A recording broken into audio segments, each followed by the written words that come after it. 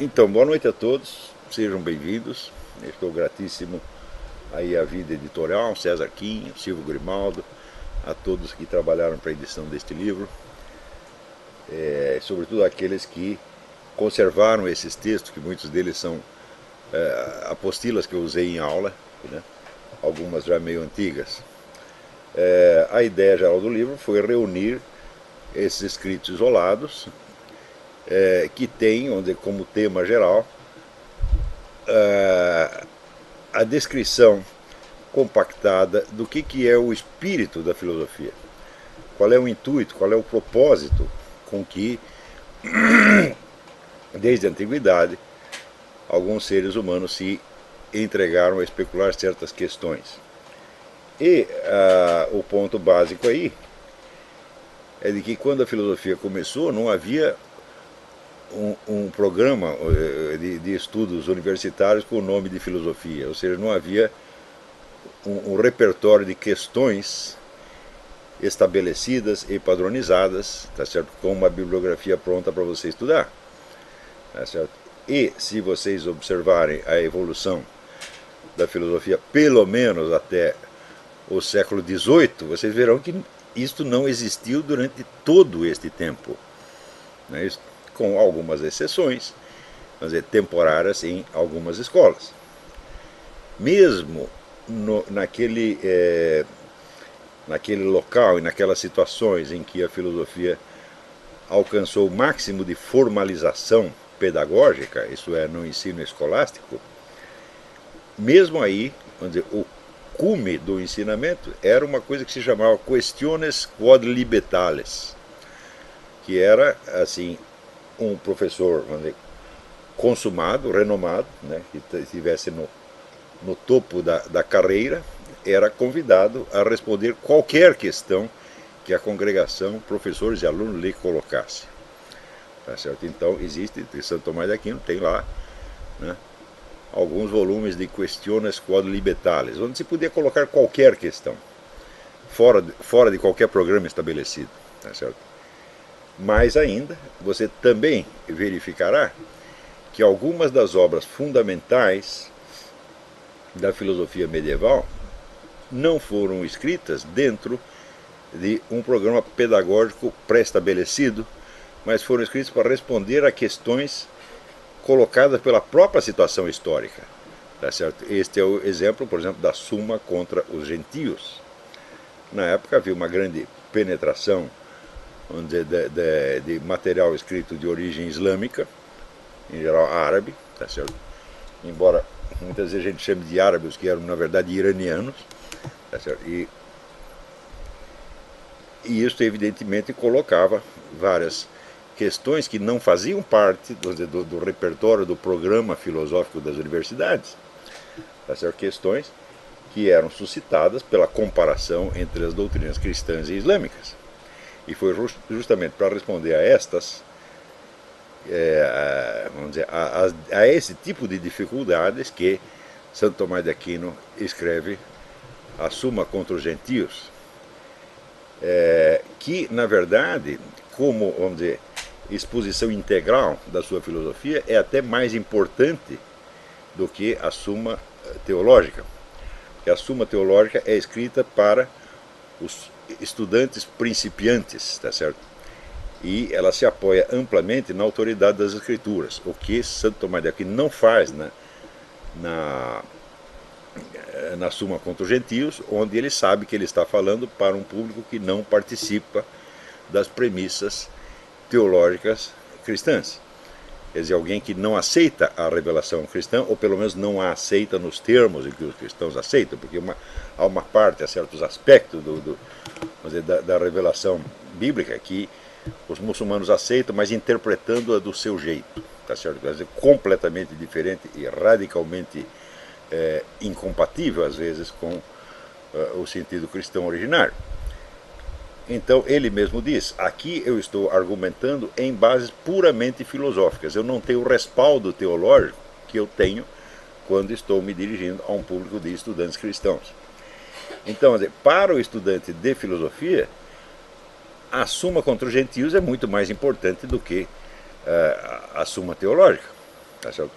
Então, justamente esta obra central, e que, na verdade, como construção, é uma absoluta obra-prima, né?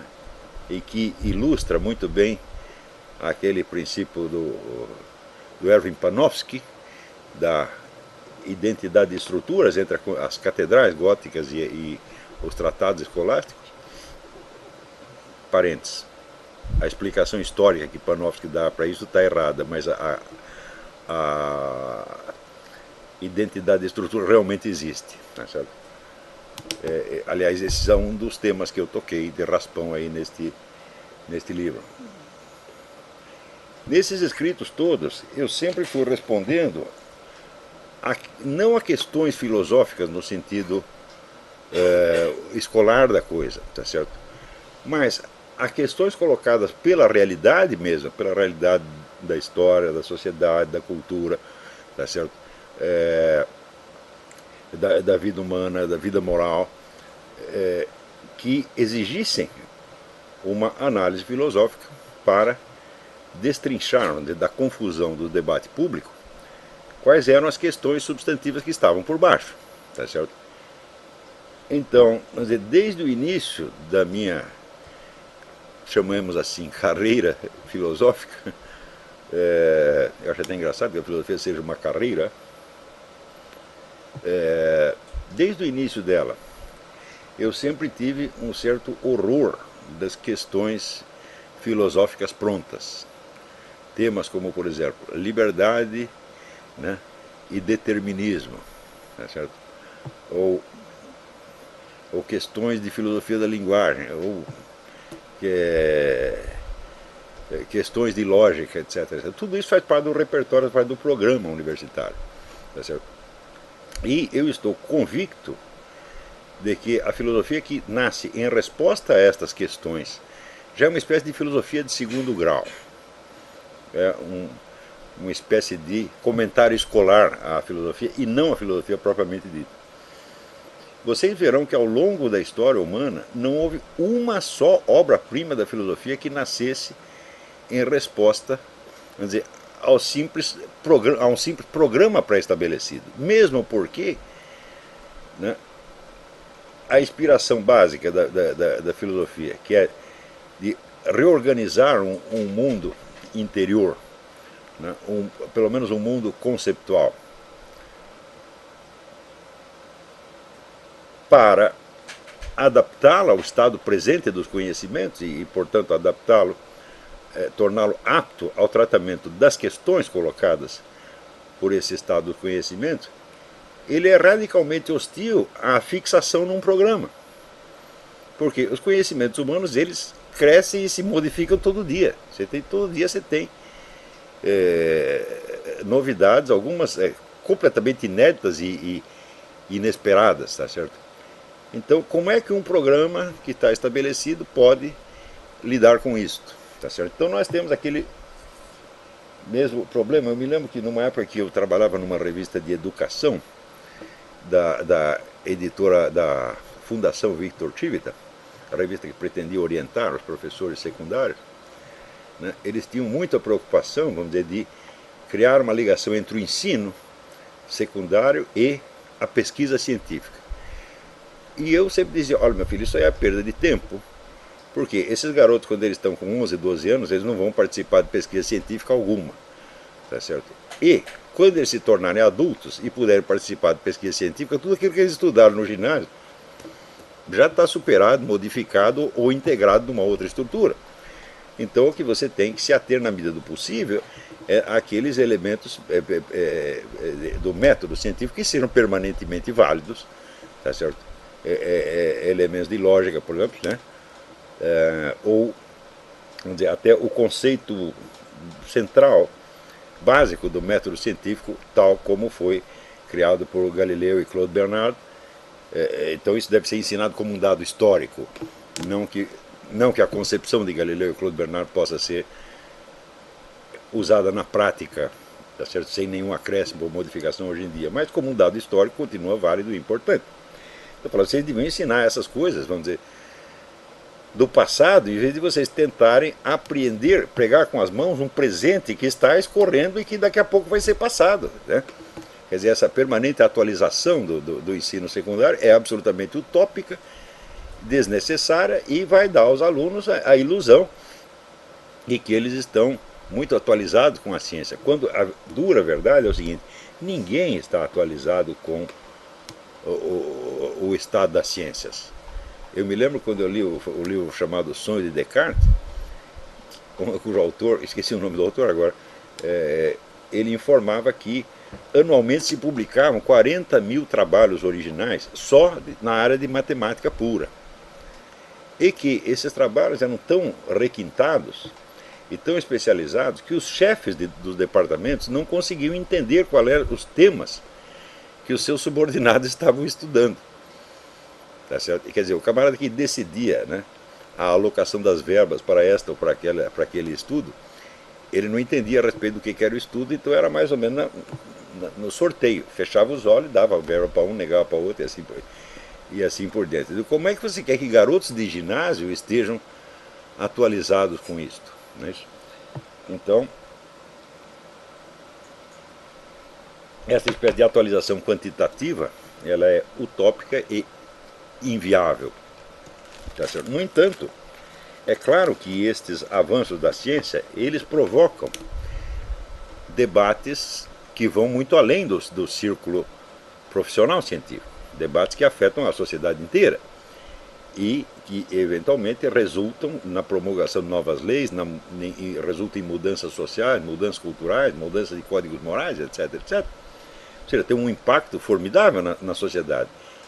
E justamente aí entra uma confusão na qual o filósofo pode dar uma contribuição efetiva, tá certo?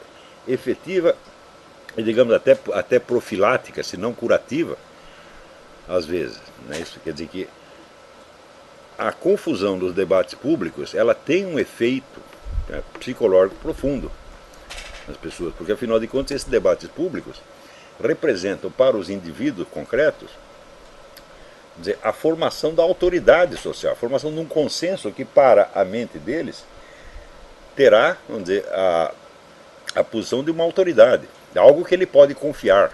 Né? Isso quer dizer, supõe-se que existe uma comunidade de cientistas, de intelectuais, né, de grandes mentes, tá certo? Cujas ideias e cujas crenças têm para a massa popular uma autoridade semelhante à que o clero católico tinha na Idade Média.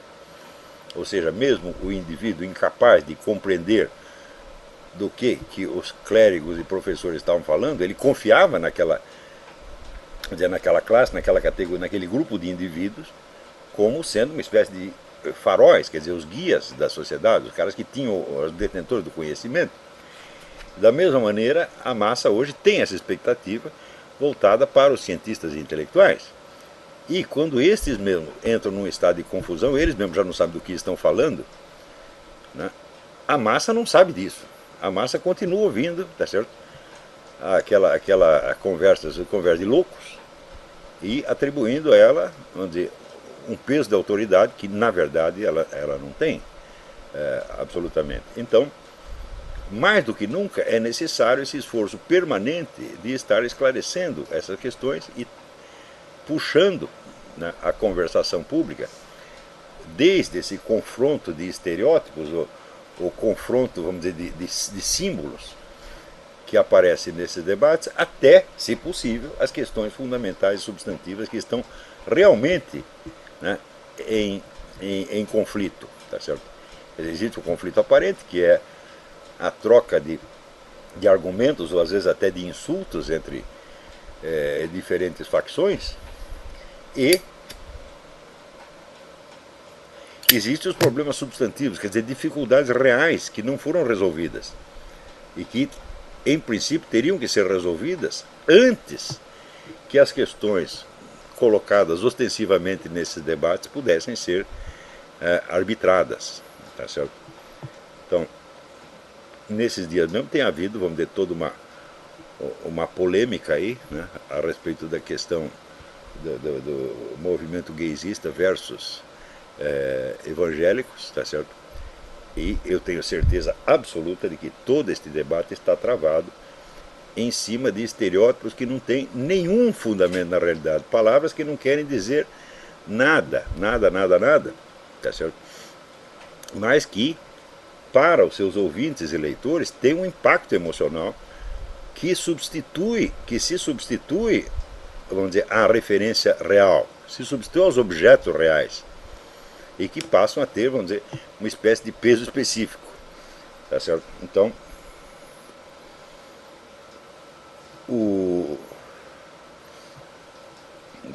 hoje mesmo eu estava aqui conversando com a Roxane, expressões como, por exemplo, a palavra de Deus, né?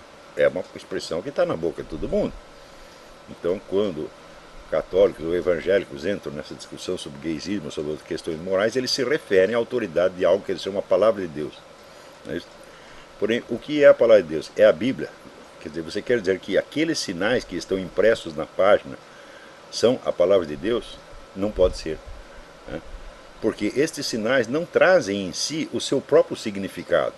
Esse significado só se atualiza na mente de quem lê. E como dizia Aristóteles, a verdade ou a falsidade está no juízo e não na proposição. O que é a proposição? É uma mera frase.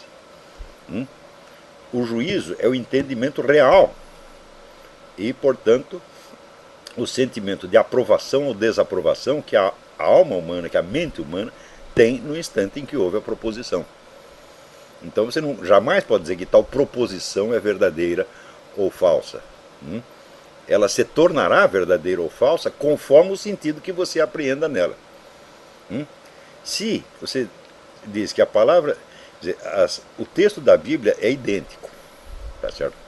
Ainda que haja uma variação de traduções, etc., em princípio é idêntico. Né? Então, várias pessoas lendo a mesma edição da Bíblia, a mesma tradução, entendem-na de maneira completamente diferente. Então, e algumas dessas maneiras são ostensivamente falsas. Se você disser que a Bíblia, vamos dizer, o papel onde está impresso, né, aquelas palavras, é a palavra de Deus, então continua sendo a palavra de Deus no instante em que o teólogo da libertação a compreende de maneira totalmente invertida. Então, a palavra de Deus não pode estar num papel, né? Ela vai de Deus para a alma humana. Isso é no instante que você lê, ou se estabelece, ou não se estabelece, vamos dizer, um contato com o intuito divino. E é aí que está a palavra de Deus, e não no papel impresso. Né? Ou seja, quando você diz que a Bíblia é a palavra de Deus, você está raciocinando metonimicamente. A Bíblia não é a palavra de Deus, a Bíblia é o signo da palavra de Deus. E esse signo, no instante que você o decifra, você capta ali ou a palavra de Deus, ou a palavra do capeta, ou a sua própria imaginação, onde você atribui sentidos que Deus não poderia ter colocado ali. No mínimo, porque Deus não é idiota. Pelo menos Deus não é tão burro quanto você. Tá certo? Então, uma das características da mente contemporânea é que ela é ferozmente metonímica. Ou seja, ela sempre toma a causa pelo efeito, o instrumento pelo agente, a parte pelo todo, sistematicamente, e não percebe que é metonímica, acha que está falando de coisas, de fatos do mundo, quando está falando apenas da sua própria linguagem. Tá certo? Então, isso aqui podemos tomar como norma. Nós estamos assim, no império da metonímia. Tá? Então, quando as pessoas começam a discutir metonímias, então você cria, vamos dizer, oposições e cria dificuldades que na verdade não existem, tá certo? Que poderiam facilmente ser explicadas por um exame dialético que escalonasse os vários sentidos, né, possíveis da palavra ou do texto bíblico que você está usando e que os articulasse uns aos outros de uma maneira racional. Aí sim você saber do que está falando. Mas acontece que ninguém está fazendo esse serviço. No caso brasileiro, eu juro para vocês, não é vaidade minha, mas só eu estou fazendo isso. Ninguém mais. Todo mundo está interessado em dar opinião e tomar posição, tá certo? Ou então em parecer bonito. Ninguém tem esse anseio de clareza que eu tenho. que é um anseio verdadeiro, sincero, e que eu tenho desde a infância, até por um complexo de infância que eu tinha, porque quando eu era moleque, eu achava que todo mundo estava entendendo tudo e que o único cego era eu. Hoje eu continuo tão cego quanto antes, só que agora eu sei que os outros também estão cegos, tá certo? Pobre consolo, não é isso? Isso aí é como você se consolar e dizer, não, tem muita pessoa que está pior que eu. Eu falo, bom, e o que eu ganho com isso? Não é isso? Quer dizer, eu estou lá devendo 2 milhões de dólares. Ah, mas fulano está devendo 15. Eu falo, e isso paga minha dívida? Eu falo, claro que não. Então, mesmo porque a sua dívida não é comparativa, né? A sua dívida se expressa num valor absoluto. Quer dizer, não é 12, não é 2 sobre 15 que você deve os dois, tá certo? Então, esse também é outro pensamento metonímico, né? Então, o número, vamos dizer, de confusões que a gente observa no debate brasileiro é uma coisa de você chegar a um ponto em que você começa a desconfiar que está realmente num hospício, tá certo? Onde todo mundo absolutamente entusiasmado com as suas próprias crenças e realmente indignado com a crença contrária, mas frequentemente eles não percebem que estão dizendo a mesma coisa ou que estão cometendo o mesmo erro, tá certo? Então, inclusive na aula do seminário daqui a pouco eu vou entrar em detalhes sobre algumas questões contemporâneas. Mas vocês verão que todos estes escritos que estão reunidos nesse livro, todos eles são suscitados ou por um acontecimento contemporâneo, por um debate corrente, tá certo? Ou por uma questão que alguém me colocou. Se a pessoa coloca a questão simplesmente por curiosidade escolar, eu geralmente não presto atenção. Mas quando eu vejo que aquilo expressa um drama real da pessoa, uma dificuldade real, então daí eu não resisto a examinar aquilo. Às vezes até perguntas idiotas, perguntas cretinas. Eu digo, bom, por trás da pergunta cretina, às vezes se esconde uma questão difícil e até dolorosa. Então não temos que prestar atenção na forma cretina de que o indivíduo revestiu um drama real, mas sim na própria substância do drama real, e é esse então que temos que responder. Na verdade, se vocês repararem bem, aqueles que acompanharam os meus livros, meus escritos, meus ensinos ao longo do tempo, vocês verão que essa é a minha única preocupação. Eu não estou absolutamente interessado, vamos dizer, em construir um sistema doutrinal, tá certo? Em construir uma espécie de catedral gótica, tá certo? Os meus ensinamentos, mas exclusivamente em lançar alguma luz sobre isso, em parte para esclarecer a minha própria mente e para eu saber o que fazer perante essas questões, mas em parte porque eu vejo que sofrimentos humanos reais decorrem de colocações irreais dos problemas. Não é isso? Então, e sobretudo isto me deu a ocasião de explicar às pessoas que esta motivação com que eu estou praticando a filosofia, esta é a inspiração originária da filosofia. Esta é a raiz daquilo que eu chamei o projeto socrático, aquilo que no curso História Essencial da Filosofia eu chamei o projeto socrático. Vocês verão que nos diálogos socráticos, todas as questões que aparecem e que motivam, que dão ocasião aos diálogos, são questões reais da vida ateniense, ou questões da política, ou questões pessoais, né? Como, por exemplo, esses dias eu estava citando o caso do indivíduo que encontra Sócrates na porta do tribunal, e Sócrates está sendo processado naquele tribunal, e o indivíduo está ali processando o seu próprio pai. Tá certo?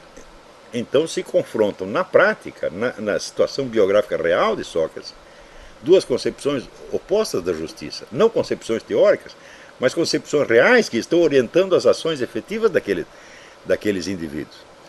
Porque o interlocutor de Sócrates, ele acredita piamente que ele está ali movido por um sentimento de justiça. E Sócrates, ironicamente, concorda, como diz, na base do médico mandou não contrariar. Mas ele sabe que é uma falsa concepção da justiça, e esta falsa concepção da justiça gerou esta imensa tragédia do sujeito que está processando seu próprio pai. E assim também em outras em todos os outros diálogos, nunca é uma questão escolar, uma questão puramente teórica. Nunca, nunca, nunca.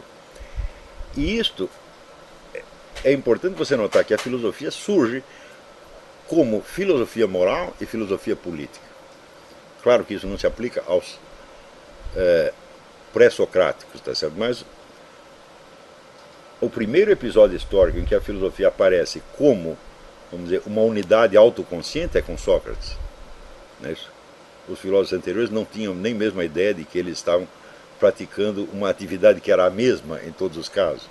Eles não tinham noção da unidade daquilo que estavam fazendo. Eles lançavam uma questão aqui, outra questão ali, em geral, questões referentes à natureza.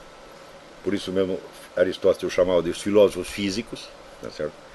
Mas a primeira vez onde você vê a filosofia abrangendo todo o território que se tornará o seu, historicamente, e fazendo isso como uma atividade autoconsciente, que sabe que é diferente das outras atividades intelectuais circundantes, é com Sócrates. Então, digamos, Sócrates é o fundador da filosofia tal como nós a conhecemos, embora os seus antecessores tenham dado peças isoladas para a construção desse conjunto. Então, para saber o que é filosofia, a primeira coisa é ouvir e meditar o que Sócrates está dizendo. E lição número 1, Sócrates não trata de problemas escolares, ele trata de problemas reais, cabeludíssimos e urgentes, tá certo?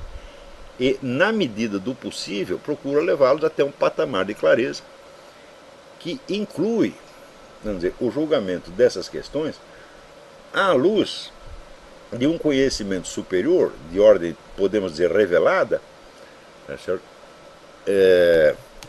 Ao qual Sócrates tem um acesso muito parcial e momentâneo. Sócrates diz que ele é conduzido por um espírito, tá certo? Que ele chama um daimon, tá certo? Que em certas circunstâncias da vida o impede de fazer certas coisas que são erradas e o obriga a fazer outras que são certas, isto às vezes até contrariando a vontade do próprio Sócrates. O fato de que o daimon contrarie Sócrates mostra que ele não é um elemento da psique de Sócrates. Ele é como se fosse um tribunal de instância mais elevado que toma decisões e as impõe a Sócrates, às vezes contra a vontade dele. Tá certo? Então, digamos que, de algum modo, Sócrates tem um vislumbre das leis divinas que estão acima das próprias leis cósmicas e mais acima ainda das leis da sociedade. Esse conflito, esta dialética entre as leis da sociedade, as leis da cidade e as leis eternas não escritas, é um tema constante que havia aparecido no teatro grego. Tá certo? Então, aparece muitas vezes sob variadas formas, mas aparece sempre de maneira analógica, através de um símbolo literário. Tá certo? Mas em Sócrates isso aparece de maneira explícita, totalmente consciente, e não através de um véu de símbolos. Né? Então, sempre, por trás dos conflitos que agitam a sociedade, existe a referência, às vezes longínqua e nebulosa, às leis não escritas, às leis divinas que seriam a arbitragem final daquilo. De fato, elas são a arbitragem final, mas nós não as conhecemos de maneira total e final. Nós as entrevemos. Tá certo? E a prova de que nós as entrevemos é que quando Sócrates, após ter destrinchado as questões, o confronto dialético tal como se apresenta a ele é convidado a dizer, bom, mas se isso tudo não é verdade, o que é verdade então? Ele conta um mito em vez de expor uma doutrina, ou seja, ele também não tem o domínio intelectual completo daquilo, dessas verdades superiores. Este é um ponto fundamental. Vamos dizer, o acesso a um mundo transcendente das leis divinas é um fato documentado ao longo da história, talvez o fato mais amplamente documentado que existe. Sócrates no alto do Monte Sinai, são os apóstolos recebendo o Espírito Santo, são os profetas do Antigo Testamento recebendo missões divinas, Santa Teresa de Ávila conversando com com Jesus Cristo, tá certo? É, é, e não são só santos e profetas que têm esse vislumbre. Hoje em dia você tem documentadamente, são coisas que já deviam acontecer antigamente, mas não havia documentação científica a esse respeito. Você tem milhares e milhares de casos de pessoas que estiveram em estado de morte clínica, sem atividade cerebral ou cardíaca, e que voltam então contando as suas visões do céu e do inferno e reforçando essas narrativas com o conhecimento de fatos que se passavam não no céu, no inferno, mas na terra mesmo, em volta deles, porém em lugares distantes, onde eles nada poderiam ter percebido, nem mesmo se estivessem vivos e acordados. Tá certo? Então, esta documentação é uma coisa tão imensa. Eu recomendo, né, para vocês o livro do Whittle Perry, A Treasury of Traditional Wisdom, onde ele vai mostrando que as experiências de acesso ao mundo transcendente, elas são mais esquematicamente as mesmas em todas as épocas e culturas, independente até da religião do cara. O que acontece hoje também nesses experimentos de morte clínica. Então, bom, isso é uma coisa tão amplamente documentada que negar a existência disso, ou explicar tudo isso como fantasia, é uma coisa de uma ousadia, tá certo? É como até escrevi recentemente, é um exagero de dogmatismo, exagero histérico de dogmatismo ateísta. Né? Eu falo, não, eu me considero superior a todas essas pessoas que tiveram essa experiência, e eu, sem tê-las tido e sem nem ter estudado o negócio, já posso julgar tudo e dizer que não vale. Tá certo? Mas é evidente, nós não estamos aí para discutir nem com Rodrigo Constantino, nem com o João Ricardo Moderno, com nenhuma dessas pessoas. Nós estamos tentando falar a sério, tá certo? Né? E não tentando, vamos dizer, mostrar com olha como nós somos gostosos, etc. Não é esse o problema. Né? A interferência de pessoas puramente vaidosas, de pessoas puramente exibicionistas nesse negócio, é uma coisa de uma imoralidade atroz, porque nós estamos falando de questões que decidem a vida de milhões de pessoas, meu Deus do céu. Então tem que falar com o respeito devido, quase com um temor reverencial, tá certo? E não, vamos dizer, tomando isso como ocasião para você mostrar como você é gostoso e sábio, etc, etc. Então, a existência deste mundo das leis divinas e a possibilidade de um acesso imperfeito e momentâneo a ela é uma coisa tão amplamente mais amplamente documentada na história do que a existência de qualquer personagem histórico. Então, se você pegar todos os testemunhos que existem sobre a vida de Napoleão Bonaparte, todo mundo que viu e ouviu Napoleão Bonaparte em pessoa, tem menos documentos sobre isso do que sobre essas coisas que eu estou falando. Tá certo? Então, na hora que você começa a reunir essa documentação, você diz, não, peraí, este é um fato conhecido da humanidade. Tá certo? Sem contar todo o campo enorme, vamos dizer, dos milagres, tá certo?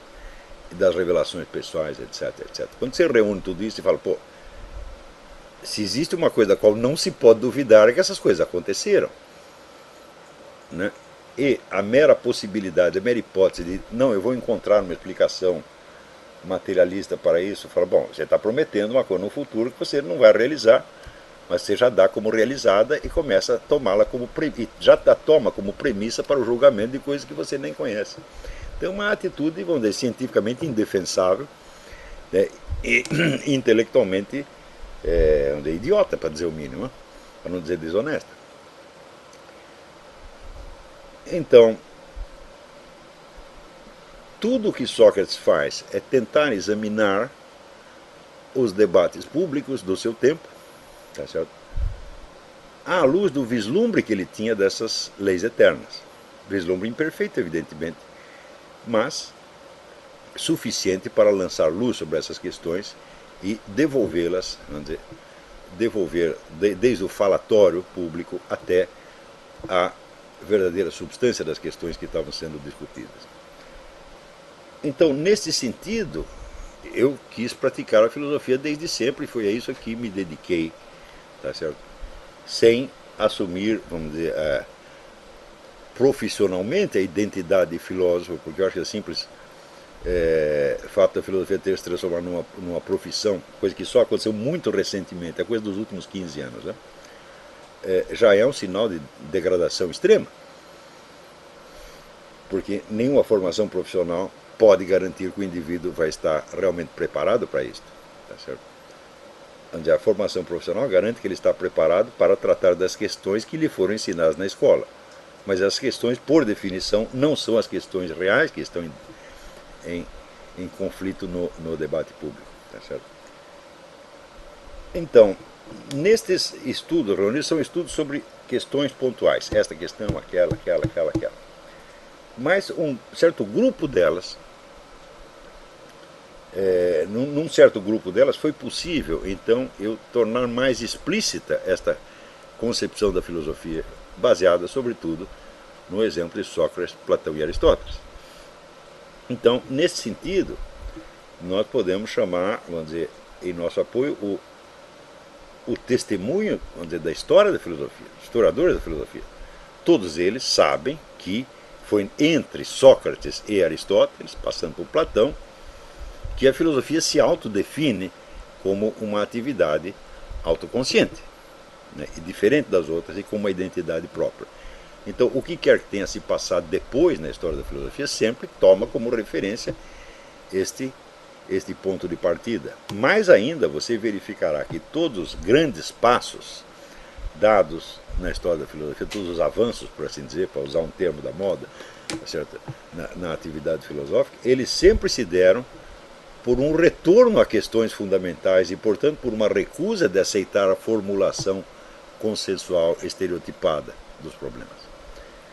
É o mesmo que dizer que nenhum filósofo jamais tratou das mesmas questões que outros trataram. E por isso, quando vem os professores dizer, não, existem aqui as questões filosóficas eternas, etc. Não, não há nenhuma questão filosófica eterna.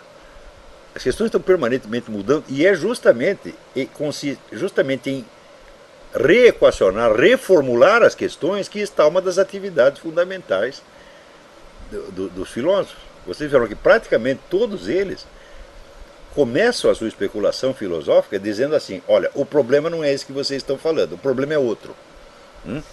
E se o problema é outro, não pode ser o mesmo.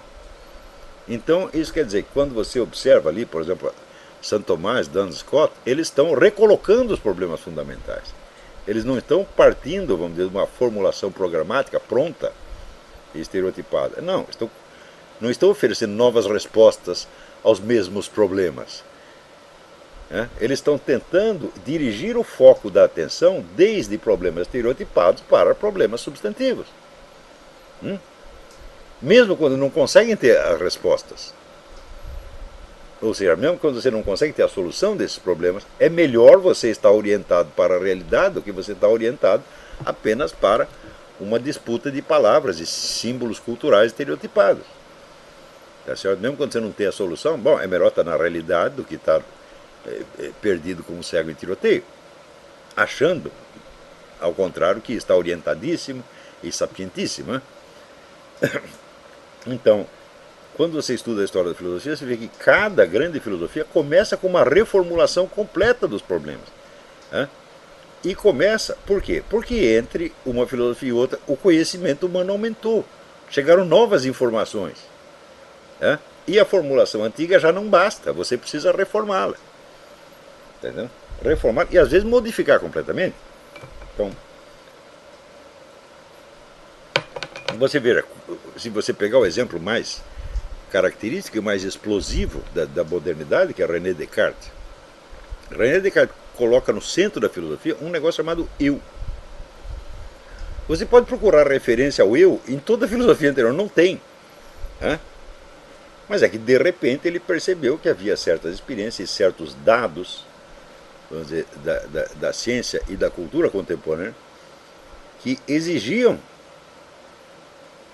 a convocação desse novo elemento ignorado dos séculos, que se chamava o eu. No século XX você verá um novo retorno ao eu, tá certo? Na filosofia existencialista. O que é existencialismo de Jasper, Gabriel Marcel, tantos outros, o próprio Jean-Paul Sartre, senão, vamos dizer, um apelo a que as questões sejam colocadas desde o ponto de vista do eu biográfico concreto. Dr. Ortega y Gasset, outro exemplo, tá certo? Só que o eu que eles falam já não é o eu de Descartes. O eu de Descartes é, como é que se diz, uma experiência momentânea, é a tomada de consciência que você tem de que você está pensando, e de que, portanto, você é existente porque pensa. Como Descartes considera que esta experiência é a única certeza efetiva que nós temos, ele a toma como centro de construção de todo o seu sistema filosófico. Porém, o eu de que falam os existencialistas já não é apenas o eu pensante, é o eu da existência concreta. É o eu que sofre, que teme, tá certo? Que tem esperança, tá certo? E que tem que decidir a sua vida. Não é isso? Então,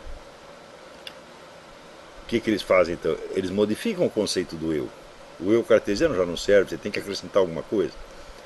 Então, não se pode dizer que eles estão oferecendo uma nova resposta ao mesmo problema de Descartes. Não, eles modificaram a questão mesma.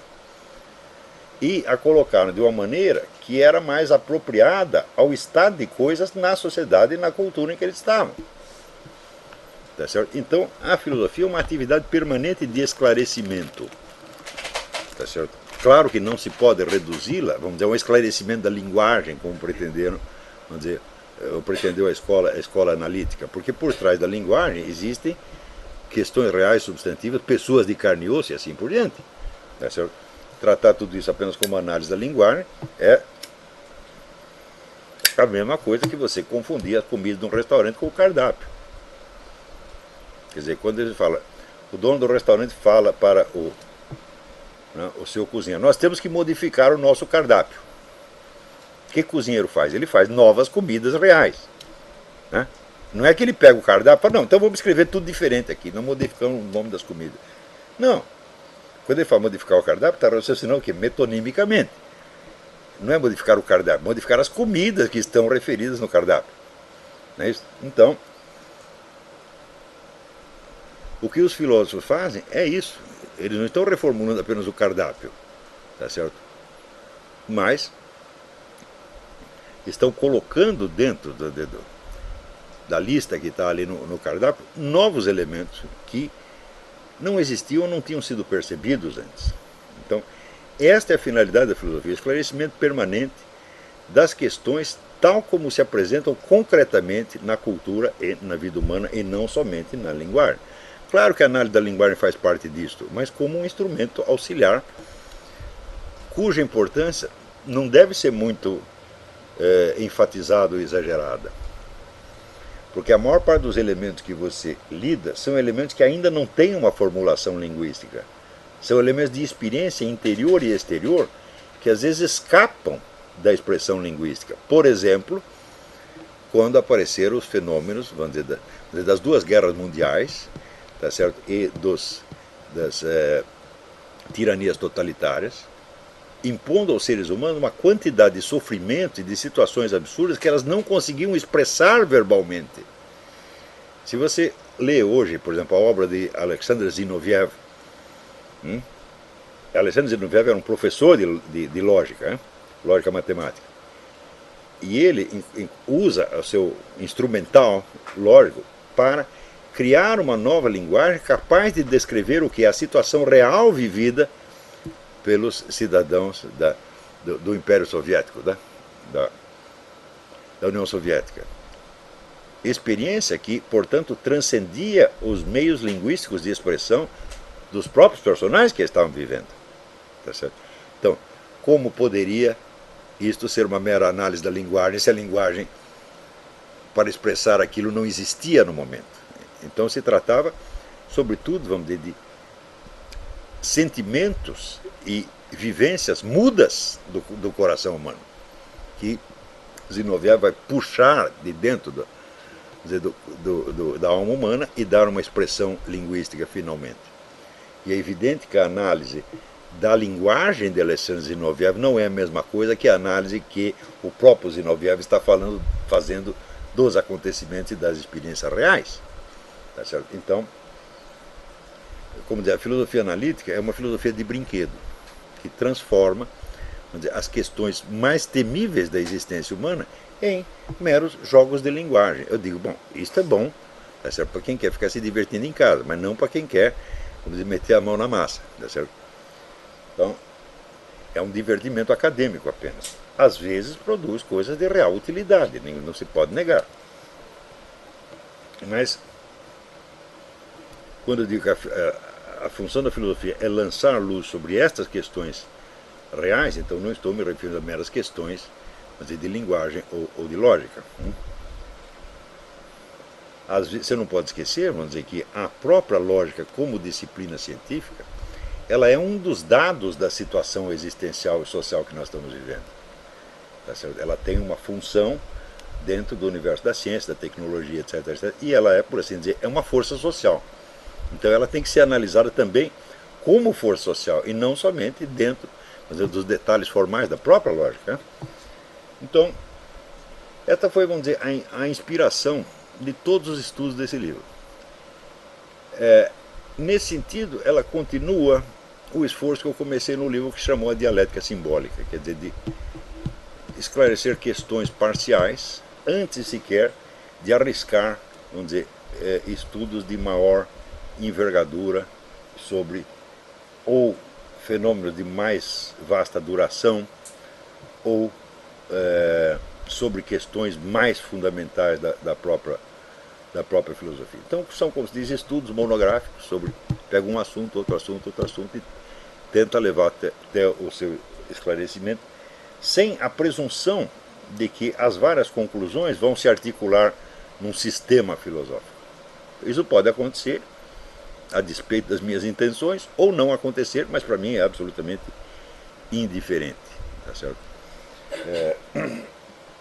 Toda a filosofia é ao mesmo tempo, ela é, como se diz, sistemática, no sentido de que o próprio esforço de esclarecimento supõe um desejo de unidade do conhecimento, mas é também a filosofia aporética, isso é movida por aporias ou por dificuldades insolúveis, que portanto não tem como se integrar em sistema nenhum. Toda a filosofia é inseparavelmente essas duas coisas. Por um lado ela é um sistema e por outro lado ela é um conjunto, vamos dizer, de observações e especulações parciais irredutíveis a qualquer exposição sistemática. Tá certo? E no caso, a minha também não é diferente. Existe um anseio ali de unidade e coerência do conhecimento. Esse anseio não se realiza. Se eu o realizasse, eu seria, como pretendeu Hegel, o último filósofo. Crio aqui o sistema, respondo a todas as perguntas, e daí, depois de mim, né, como disse, o mundo nada mais disse, nele foi perguntado. Existe hoje essa pretensão na chamada teoria geral das ciências físicas, que pretende alguns camaradas acham que articulando física quântica com a relatividade geral, você terá a explicação total do universo. Essa presunção é absolutamente falsa em si mesma, além do projeto várias vezes ter fracassado, tá certo? Então, entre, vamos dizer, uma teoria geral do universo físico, tá certo, e a resposta a todas as questões filosóficas, o caminho é imenso. Quer dizer, mesmo que existisse essa teoria geral, que a teoria não conseguia, né, e a tentativa de articular as duas coisas às vezes leva a resultados absolutamente decepcionantes, que, como disse o físico Michio Kaku nesse vídeo que eu coloquei em circulação no Facebook, parece que coloca em questão o edifício inteiro da física contemporânea. Ou seja, em vez de a física conseguir abarcar a totalidade dos fenômenos, são os fenômenos que vêm e estouram com todas as explicações físicas existentes. Coisa que já aconteceu várias vezes na história e ainda vai continuar acontecendo, levando à conclusão, como diz o próprio Michio Kaku, de que a natureza é mais esperta do que nós. Então, o anseio de unidade, ele está presente na alma humana, tá certo? E está presente porque houve, em outras épocas, esse vislumbre do universo das leis divinas. Se nós não tivéssemos isso, a questão da unidade do conhecimento, da unidade do fenômeno universal, jamais nos seria colocado para nós.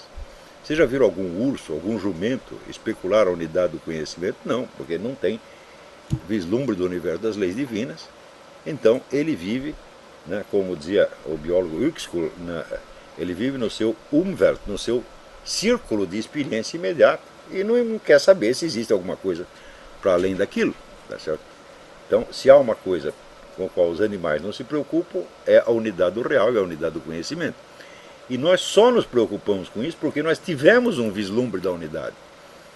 Mas é só um vislumbre. Então, desde esse vislumbre, não podemos construir um sistema unitário universalmente explicante. Não podemos, mas também não podemos desistir dele. Não é isto? Isto aí, vamos dizer, é a mesma coisa que o estado de perfeição. Né? Você vê que nem mesmo os santos alcançam um estado de perfeição quantitativa. Aliás, Deus não quer exigir perfeição quantitativa de ninguém. Ou seja, você vai ser perfeito em todos os detalhes. Não, você vai ser perfeito no essencial.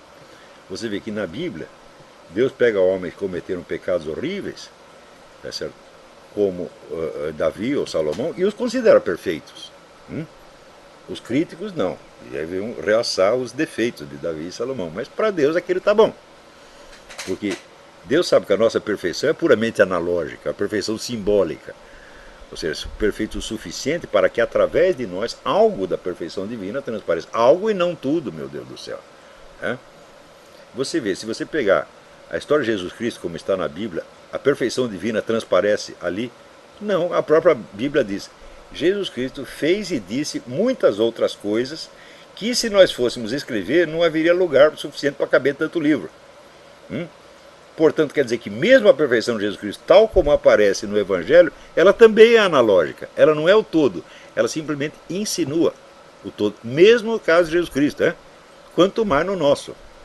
Tá certo? Então, claro que nós, seres humanos, nós somos malvados.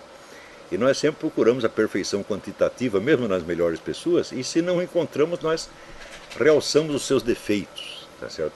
Você sabe que no Brasil existe uma verdadeira obsessão de procurar o ponto cego, né, na mente das pessoas. Então você lê tudo que o sujeito escreveu, lê um monte de coisa que ele escreveu, não em busca do que ele sabe, do que ele pode te ensinar, mas daquilo que ele não está enxergando.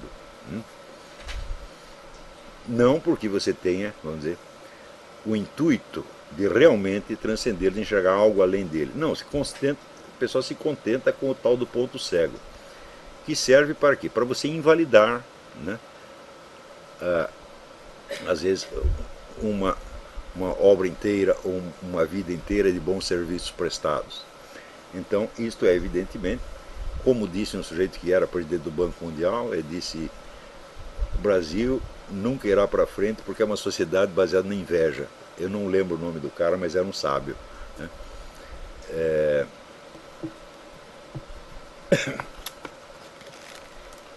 Então,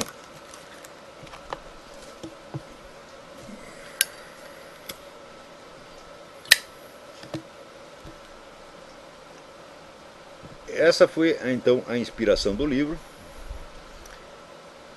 E eu não estranho que muitas vezes, perante esses livros, como perante as minhas aulas, conferências, as pessoas tenham a impressão de que certos dramas e dificuldades delas foram curadas ou pelo menos atenuadas. Porque este é exatamente, né, o objetivo da filosofia, é trazer a mente, trazer o foco de atenção de volta, vamos dizer, aos dados fundamentais da realidade e, portanto, protegê-las contra, né, o desvario público da luta entre palavras, ou luta entre símbolos, ou da luta entre metonímias contrárias. Ao contrário, os ideólogos, os doutrinários, os agentes do processo político estão sempre tentando envolver vocês nisso, o tempo todo. Para eles é fundamental que você tome as metonímias como realidade, tá certo? De modo a que, para que aquela metonímia se realize, você contribua para o partido, contribua para a igreja dele, contribua para a ONG dele e aumente o poder dele. Esse é o objetivo, tá certo? E também é necessário saber que nenhuma obra válida, valorosa, se fará em filosofia se você tiver uma única pretensão além desse esclarecimento.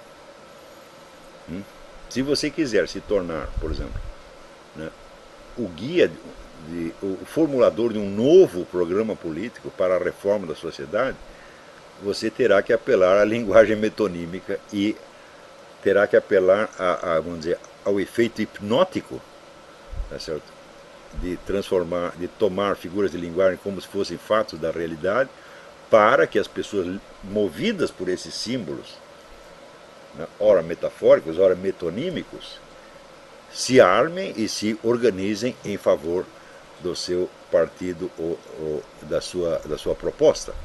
Então, isso é incompatível com o trabalho do filósofo. Não dá para fazer as duas coisas ao mesmo tempo. Você tem um dia, você tem que escolher. Quer dizer, eu quero guiar as pessoas para a realização deste ou daquele objetivo social, tá certo? Ou quero, ao contrário, trazê-los de volta para certas realidades fundamentais, desde as quais não é possível, às vezes, formular nenhum programa político, ou religioso, ou ético, ou coisa assim. Tá certo? Quer dizer, o retorno à realidade é o objetivo permanente da filosofia, permanente e final. Não há nada que nós possamos fazer além disso. Isso não quer dizer que, ocasionalmente, você não possa contribuir para uma ou outra causa social, sabendo as limitações dela, e sabendo, sobretudo, que dentro, vamos dizer, da dialética histórica, qualquer tese que você emita, qualquer proposta, tão logo ela se converte em ação humana, ela também se converte no seu contrário. Isso aí foi descoberto por Hegel e até hoje ninguém desmentiu. Quer dizer, o esforço de implantar uma nova política, tá certo? Uma nova proposta, requer, vamos dizer, a condensação, a cristalização de instrumentos de ação, de instrumentos de poder que modificam retroativamente o sentido da proposta. Isso não quer dizer que eles foram infiéis, eles traíram a proposta. Não, isso é inevitável, isso acontece mesmo. Então, eu vou lhe dar um exemplo. A democracia, todo mundo adora a noção de democracia. Agora, como é que você implanta a democracia? Para implantá-la, você tem que usar de instrumentos que são profundamente antidemocráticos. Não é isso? Então, vamos dizer, a simples ideia de você, de direitos iguais, tá certo? Sim, todos têm os mesmos direitos. Eu digo, mas sim, mas por que o sujeito não tem o direito de ter uma concepção totalmente diferente dos seus direitos? Você nem pode admitir que outras concepções venham distorcer a sua concepção originária, e nem você pode excluí-las do âmbito dos direitos que você mesmo está estabelecendo. Então isso quer dizer que a democracia ela subsiste subsiste através de um conflito onde os elementos antidemocráticos entram como partes integrantes do processo. E quando as pessoas não sabem isso, quando elas acreditam literalmente nos seus ideais, então elas são cegas e se tornam, por assim dizer, idiotas fundamentalistas. Existe o fundamentalismo cristão, como existe um fundamentalismo gaysista, como existe o fundamentalismo comunista, como existe um fundamentalismo social-democrático, e assim por dentro, são todos fundamentalistas. Quer dizer, aqueles que entendem a linguagem, vamos dizer, essas fórmulas metonímicas como se fossem coisas ou realidades, são todos fundamentalistas. Tá certo? Então, quer dizer, quando o Eric Wegelin diz o homem moderno é essencialmente fundamentalista, é isso que ele está querendo dizer. Especificando melhor o que ele quis dizer, eu cheguei a esta fórmula. O homem moderno pensa metonimicamente e toma metonímias como fatos. Espera aí, aqui tem uma pergunta. O pensamento metonímico consiste em você tomar uma expressão que está designando uma coisa indiretamente como se fosse uma expressão direta da coisa. Como, por exemplo, a expressão palavra de Deus. A Bíblia é a palavra de Deus. Falo, não. A Bíblia é o signo impresso da palavra de Deus. Não é a própria palavra de Deus que está presente. A palavra de Deus só se efetivará na alma do ouvinte. Senão, qualquer interpretação que você desse da Bíblia, por mais absurda que fosse, seria também a palavra de Deus. Não pode ser. Então, dizer a Bíblia para Deus é uma metonímia. Você está tomando o signo como se fosse a coisa, e não é. Entendeu? Do mesmo modo, o mesmo tipo de pensamento metonímico você observa em todos os debates públicos. Então, vamos dizer, a simples redução, vamos dizer, da metonímia à expressão, vamos dizer, correta, exata e literal dos termos envolvidos, já é um grande serviço que a gente pode prestar à humanidade. Entendeu? Quer dizer, vocês estão indo atrás de bandeiras atrás das quais não tem nada. São sinais de fumaça, eles estão indo atrás de fumaça. Tá certo? E não vão chegar a nada. Agora, o preço disso é, às vezes, você entender que os dramas humanos em torno dos quais se levantam os partidos, os grandes conflitos, etc., às vezes não tem solução. E as pessoas que prometem solução só podem fazê-lo mediante o pensamento metonímico que, vamos dizer, ao atrair, né, como que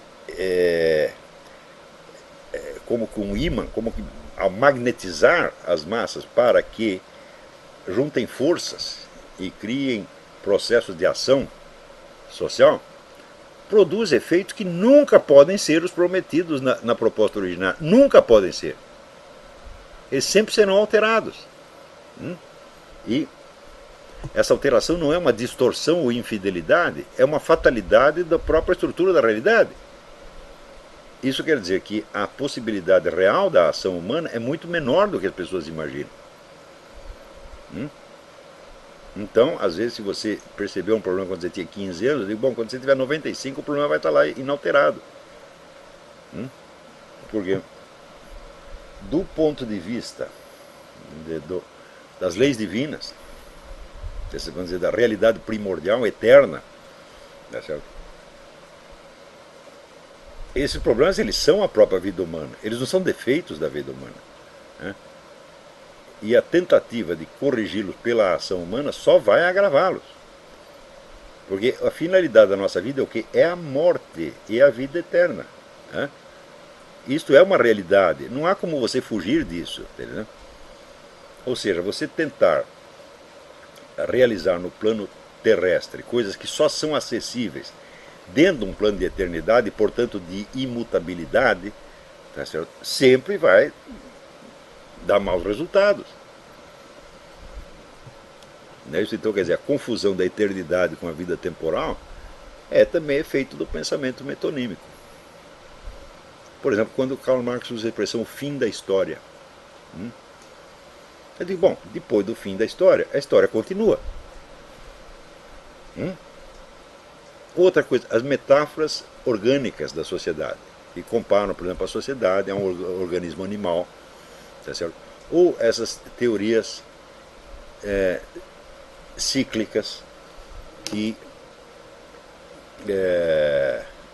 a lei dos 3 estados de Augusto Comte, tudo isto pressupõe que existe um ponto final da história e que, portanto, o seu fulano, o seu ciclano, o seu Karl Marx, o seu Augusto Comte pode enxergar o trajeto inteiro da história humana. Agora é o seguinte, qual é a duração desse trajeto? Ninguém sabe. Quando perguntaram para o próprio Jesus Cristo, ele disse, eu não sei, só Deus Pai é que sabe. Veja o que é isto. Quem é Jesus Cristo? Jesus Cristo é o Logos, é a inteligência divina. O que é Deus Pai? É o poder divino, é a vontade divina. Então, Jesus Cristo está dizendo que o fim dos tempos será uma decisão livre de Deus Pai. E não uma imposição, vamos dizer, da lógica imanente, imposição, vamos dizer, da própria inteligência divina.